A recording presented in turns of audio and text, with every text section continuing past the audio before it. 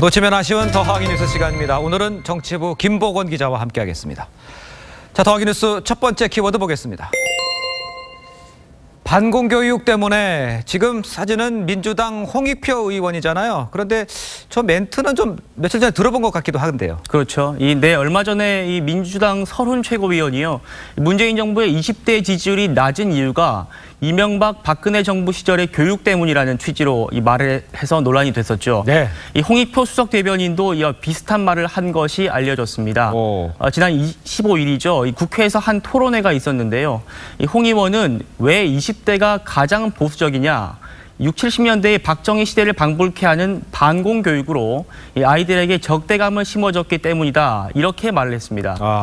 이날 같은 행사에 참석했던 바른미래당의 하태경 의원은요. 설훈 의원의 꼰대 망언, 그 원조가 따로 있었다면서 두 사람이 입을 맞춘 듯이 20대 지지율이 낮은 원인을 과거 교육 탓으로 돌리는 걸 보면 청년 인지 감수성 괴련은 민주당 DNA에 각인되어 있는 것 같다. 이렇게 비판했습니다. 제가 홍익표 의원한테 직접 발언의 취지를 물어봤습니다. 예? 홍익표 의원은요. 학교 교육뿐만 아니라 사회적 분위기를 분석한 것이다. 이렇게 말하면서 지난 정부 때는 북한이 계속 핵 개발과 도발을 했기 때문에 그 세대는 북한에 대한 부정적인 인식이 당연히 높을 수밖에 없다. 이렇게 말한 것이다라고 해명했습니다. 자, 그렇군요. 자, 그럼 다음 키워드 좀 볼까요?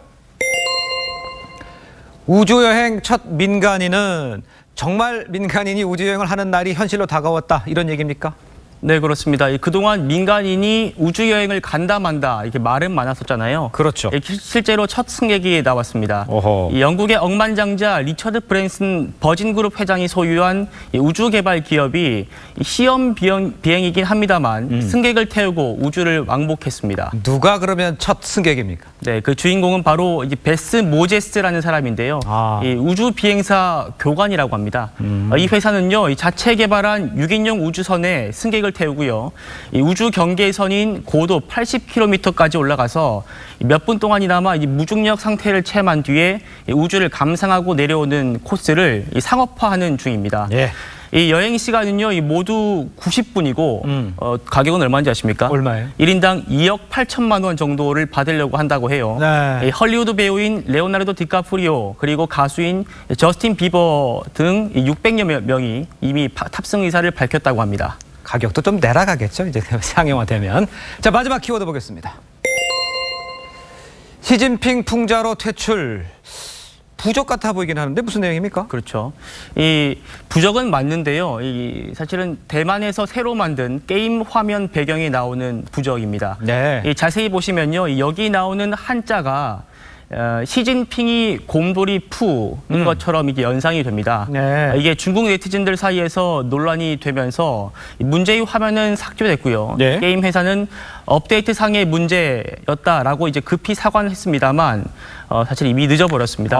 중국 쪽에서는요, 이 게임에 접속을 할 수가 없게 됐고 이 때문인지 중국 측의 투자자들은 이 손해배상까지 요구하고 있는 상황입니다. 예. 이건요, 2013년에 이 시 주석과 버락 오바마 미국 대통령이 만났을 때 시 주석을 곰돌이 푸 그리고 오바마 대통령을 호랑이인 티커로 풍자한 적이 있었잖아요. 예. 중국 당국은요, 이런 풍자를 그동안 검열해온 것으로 알려졌습니다. 그렇군요.